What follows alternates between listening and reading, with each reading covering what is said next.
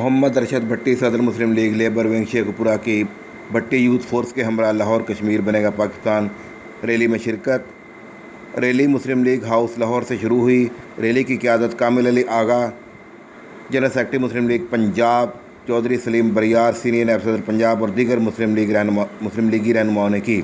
मोहम्मद अरशद भट्टी ने मीडिया से गुफ्तगू करते हुए कहा कि हमारी रैली का मकसद भारत की यौम आज़ादी को यौम सियाह के तौर पर मनाना है और भारत को ये पैगाम देना है कि कश्मीर हमारी शहरग है और हम इस वक्त तक चैन से नहीं बैठेंगे जब तक कश्मीर आज़ाद नहीं हो जाता।